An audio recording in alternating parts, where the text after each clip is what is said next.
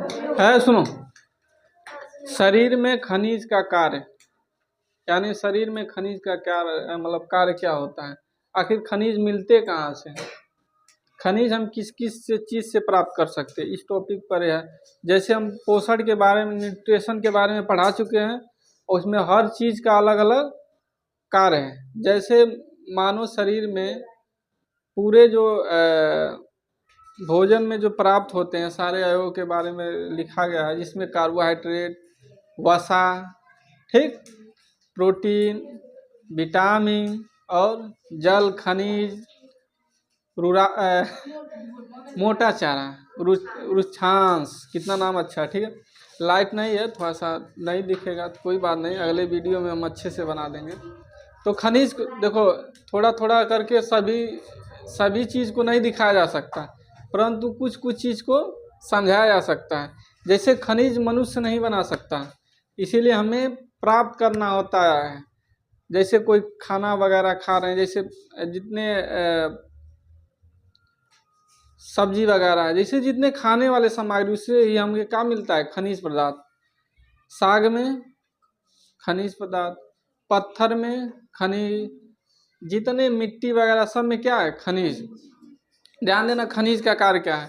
देखो, शरीर में 29 प्रकार के खनिज, जो शरीर है, सुनो, मानव शरीर को 29 प्रकार के खनिजों की जरूरत पड़ती है। कितने प्रकार के? अगर पूछ लिया जाए कि मानव शरीर में कितने प्रकार के खनिजों की जरूरत पड़ती है, 29 टाइप्स है। बोलो, कार्बनिक होते हैं कि अकार्बनिक? यह अकार्बनिक होते हैं, ठीक है।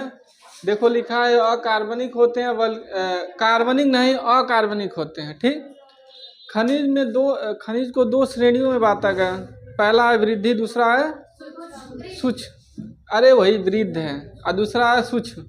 वृद्ध का मतलब, वृद्ध खनिज क्या है, जो जैसे मतलब छोटा बड़ा होता रहे। देखो, इस तत्वों की आवश्यकता शरीर में अधिक होती है। पहला क्या है, calcium, phosphorus, potassium, sulphur, sodium, chlorine, magnesium. इन सारे तत्वों को शरीर में बहुत अधिक जो खनिज पदार्थों की आवश्यकता होती है। जैसे कैल्शियम वगैरह, कैल्शियम किस में प्राप्त हो जाता है, दूध में कैल्शियम। ऐसे हर चीज़ में जो भी चीज़ें हैं खाने में, सारे तत्व उससे थोड़ा थोड़ा करके सभी प्राप्त होता है। उसी तरह देखो, कैल्शियम रक्त, इसका कार्य क्या है, कैल्शियम का शरीर में का, तो ये कैल्शियम जो रक्त को थक्का बनाता है। अच्छा बताओ, थक्का बनाना रक्त को क्यों जरूरी है? थक्का बनाना रक्त को क्यों जरूरी है? क्योंकि हमारे शरीर में तो थक्का बना हुआ चीज़ पूरे बॉडी में सर्वाइव नहीं कर सकता। मान लो कोई चीज़ थक्का है, अब हम कोई चीज़ अगर मान लो बहुत ज़्यादा लिक्विड अवस्था में नहीं है, तो उसको हिलाओगी तो कहीं नहीं हिल सकता। तो थक्का बनाना क्यों जरूरी है? जैसे मान लो शरीर में कहीं कट पीट हो गया, कटा पीटा, तो वहाँ तो जरूर थक्का का ही है, क्योंकि थक्का नहीं जमेगा तब तक ब्लड रुकेगा नहीं। क्या समझो? जैसे कटा, शरीर में कहीं कट लगता है तो पहले क्या होता है, देखना, शरीर जो है ब्लड को ऑक्सीजन से बहुत नफरत है।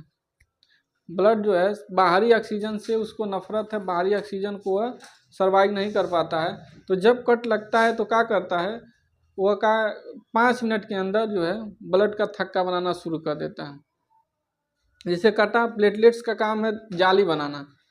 प्लेटलेट्स क्या करेगा, जाली बना देगा। जाली बनाएगा तो देखना कुछ देर, जब पंछी नीला कलर का ब्लड आता है, पंछी होगा, कुछ देर के बाद देखना ऐसा मोटे एठे चमड़ी होगी, कुछ दिन के बाद ऐसा उकाड़ दो, काम खत्म।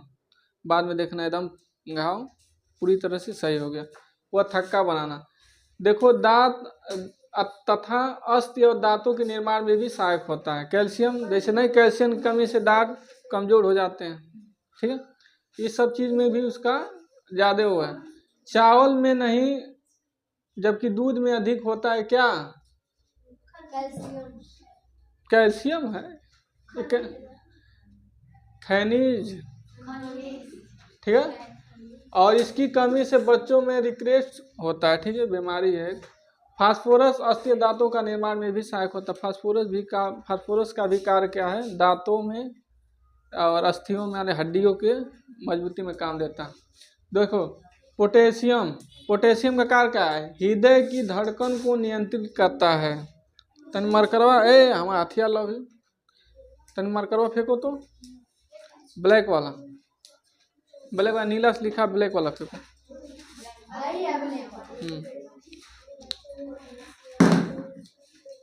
यह क्या करता है, हृदय की धड़कन को नियंत्रित करता है।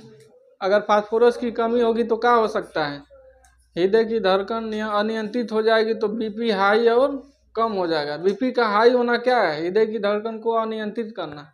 नहीं देखो हाली हाँ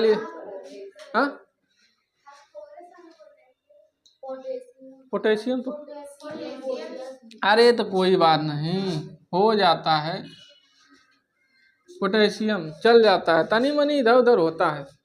देखो ध्यान देना, सुनो। सल्फर का काम क्या है, तो प्रोटीन, बाल तथा नाखून का निर्माण करना। बाल तथा नाखून का निर्माण कौन करता है, सल्फर। ये गंधक होता है, ठीक है। दूसरा है सोडियम, यह बीपी नियंत्रित करता है तथा तंत्रिकाओं का आवेश संचरण के लिए आवश्यक है। शरीर के लिए जल को रोक रखता है। मैग्नीशियम शरीर में बहुत कम आवश्यक है। देखो जैसे मान लो किसी का जो बीपी हाई है तो उसको क्या देना चाहिए, चीनी दोगी तो क्या होगा, कम हो जाएगा। नीमक दोगी तो बीपी तेज हो जाएगा, यही कार्य है। दूसरा देखो सूक्ष्म खनिज क्या होते हैं, इनकी आवश्यकता शरीर में बहुत कम होती है, ठीक है।